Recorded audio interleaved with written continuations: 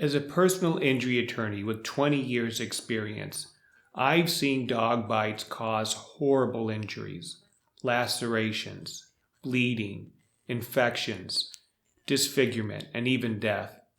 California law says that owners are almost always responsible when their dogs bite, and victims can sue for substantial money damages.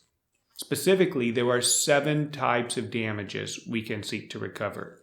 Number 1, medical bills. Number 2, lost wages.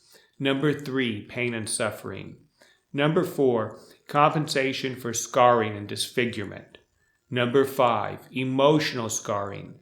Number 6, post-traumatic stress disorder, PTSD, which is very common after someone suffers a vicious dog attack. And number 7, punitive damages. These are recoverable when an owner was especially reckless in not restraining his or her dog or protecting the public from it. If you got injured by someone else's dog here in California, call us at Shouse Law Group at 855-JUSTICE.